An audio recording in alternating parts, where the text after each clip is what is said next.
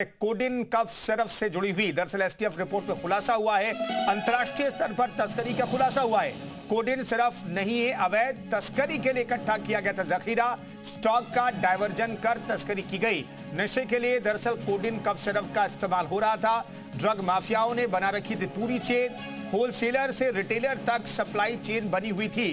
प्रदेश में इसी चेन को एसटीएफ ने क्रैक किया है। दूसरी दवाओं की अवैध बिक्री पर भी एक्शन लिया जा रहा है। तमिलनाडु के जहरीले सिरप के मामले में अलग वो जो मामला है वो पूरी तरीके से अलग है।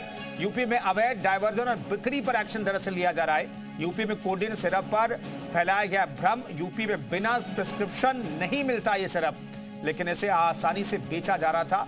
और एसटीएफ ने जांच पड़ताल में पता लगाया है कि अंतर्राष्ट्रीय सिंडिकेट इस पर काम कर रहा था। विदेशों में इसकी सप्लाई हो रही थी, फर्जी फर्म से सप्लाई हो रही थी। अभी तक कोडिन कफ सिरप मामले में 78 लोगों की गिरफ्तारियां हो चुकी है। 100 से ज्यादा एफआईआर हुई है। कई जो स्टॉकिस्ट हैं उन पर कार्रवाई की गई है।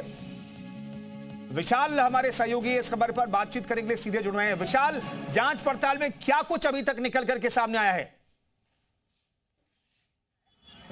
देखिए, कोडिन मामले को लेकर जो जांच एजेंसियों की रिपोर्ट है उसके आधार पर अब ये बात निकल के आई है किस तरह से इस पूरे सिंडिकेट को बनाया गया था और लगातार इस पूरे मामले को लेकर नशे के कारोबारियों का पूरा जो कट्टा चिट्ठा है वो रिपोर्ट में है। सीएम योगी आदित्यनाथ ने आज सदन में सीधे तौर पर कहा है कि बुलडोजर की कार्रवाई होगी। इसके साथ साथ उन्होंने पूरा ब्यौरा दिया है कि कितनी कार्रवाइयाँ की गई हैं, कितनी गिरफ्तारियाँ की गई हैं, कितने अभियोग पंजीकृत किए गए हैं। ऐसे में ये कहा जा सकता है कि कोडिन मामले को लेकर सरकार लगातार अपना सख्त रवैया अपनाए हुई है और इसी कड़ी में ये कह सकते हैं कि अब रिपोर्ट जो है वो शासन को सौंप दी गई है। और इस रिपोर्ट में हालांकि भी एसआईटी रिपोर्ट नहीं आई है, ये एसटीएफ की रिपोर्ट है, लेकिन ये माना जा रहा है कि अब इस रिपोर्ट के आधार पर और जो है बड़ी कार्रवाइयां होंगी। क्योंकि अभी तक जो पूरा सिंडिकेट चलता चला आ रहा था, कैसे सिंडिकेट को अंजाम दिया जाता, कैसे दूसरे देशों में भेजा जा रहा था, इन सब चीज़ों का खुलासा इस पूरी रिपोर्ट में हुआ है। और अब ये कहा जा सकता है कि लगातार इस रिपोर्ट के आने के बाद कार्रवाइयों का जो सिलसिला है वो और तेज होगा। जी, कुल मिलाकर के देखें तो इस पर सियासत भी हो रही है। विशाल, आज सदन में भी विपक्ष ने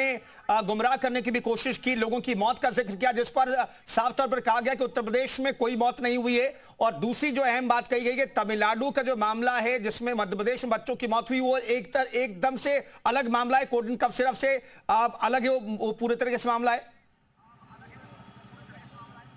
देखिए, बिल्कुल आपको बता दें कि लगातार जो है उन्होंने स्पष्ट तौर पर कहा है सीएम ने कि किसी भी तरह से कोई मौत उत्तर प्रदेश में नहीं हुई है। और उन्होंने ये कहा है कि वो अलग अलग मामले हैं, लेकिन सरकार गंभीर है। सरकार लगातार इस नशे के कारोबारियों के खिलाफ कार्रवाई कर रही है। पूर्व में भी कार्रवाइयाँ हुई है और जो आरोपी हैं उनके खिलाफ सख्त से सख्त कार्रवाई अपनाई जा रही है। और उन्होंने आज इशारा भी कर दिया सदन में अंदर कि जो भी आरोपी हैं उन सब के खिलाफ बुलडोजर की कार्रवाई होगी। उन्होंने स्पष्ट ये निर्देश दे दिए हैं अधिकारियों को। और लगातार अगर आप देखेंगे तो अब इस पूरे मामले को लेकर सियासत तो तेज हो ही रही है, लेकिन अब कि सदन के अंदर जब इस पूरे मामले को लेकर सीएम योगी आदित्यनाथ बोल रहे थे तो उन्होंने इस बात का ये अंदेशा भी जो जता रहे थे लोग कि कार्रवाइयां हुई कि नहीं, तो उन्होंने स्पष्ट कर दिया कि नहीं, बुलडोजर की कार्रवाई भी जरूर होगी। जी, शुक्रिया विशाल इस खबर पर जानकारी देने के लिए आपका।